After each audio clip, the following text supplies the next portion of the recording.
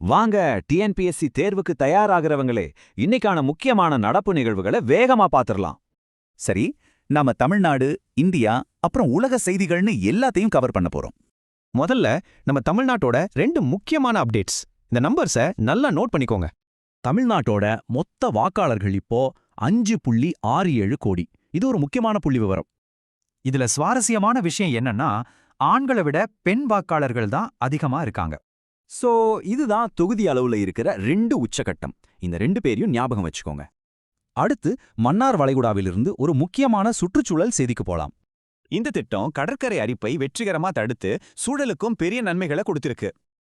இப்போ தேசிய அளவுல நடந்த முக்கிய நிகழ்வுகளையும் ஒரு சுவாரஸ்யமான அறிவியல் கண்டுபிடிப்பையும் பார்க்கலாம்.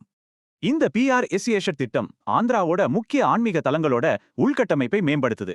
அறிவியல் செய்தியில ஆராய்ச்சியாளர்கள் ரொம்பவே பழமையான ANTSR மரபணுவை கண்டுபிடிச்சிருக்காங்க. இந்த சூப்பரான திட்டம் வனக்குற்றங்களை தடுக்க கிராமப்புற பெண்களுக்கு ஒரு பெரிய பலத்தை கொடுக்குது. கடைசியா நீங்க தெரிஞ்சுக்க வேண்டிய 3 முக்கியமான சர்வதேச நிகழ்வுகளை பத்தி பார்க்கலாம். சுமார் 85 நாடுகள், இதுல அமெரிக்கா, சீனா கூட அடக்கம், புதுடெல்லி AI பிரகடனத்துல கையெழுத்து போட்டிருக்காங்க.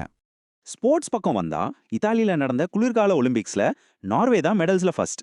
பாதுகாப்பு விஷயத்துல இந்த சோதனை ஈரானோட கடற்படை பாதுகாப்பு திறனை இன்னும் அதிகரிக்குது. சரி, இப்போ நாம பார்த்ததெல்லாம் ஞாபகம் இருக்கான்னு செக் பண்ணலாமா? சில கேள்விகள் கேக்குறேன். உங்களுக்கான முதல் கேள்வி இதுதான். நாம பேசின அந்த பாதுகாப்பு முன்னெடுப்பை யோசிச்சு பாருங்க. சரியான பதில் ஜார்க்கண்ட். நீங்க சரியா சொல்லியிருந்தீங்கன்னா சூப்பர். அடுத்த கேள்விக்கு போலாம். இது நம்ம தேசிய வளர்ச்சி திட்டம் சம்பந்தப்பட்டது. சரியான பதில் சுற்றுலா அமைச்சகம். இந்த திட்டத்தையும் அமைச்சகத்தையும் கனெக்ட் பண்ணி ஞாபகம் வச்சுக்கோங்க. கடைசி கேள்வி நாம முதல்ல பார்த்த டாபிக் பத்தி தான். அந்த ஊர் பேரு ஞாபகம் இருக்கா? சரியான பதில் சோழிங்கநல்லூர். உங்க எக்ஸாமுக்கு இது ரொம்ப முக்கியமான ஒரு பாயிண்ட். நாம முடிக்கிறதுக்கு முன்னாடி இந்த ஒரு முக்கியமான விஷயத்தை மனசுல பதிய வச்சுக்கலாம். சரி, கடைசியா உங்க சிந்தனைக்கு ஒரு கேள்வி. இந்த மாதிரி தலைப்புகள் கட்டுரை தேர்வுக்கு ரொம்ப யூஸ்ஃபுல்லா இருக்கும்.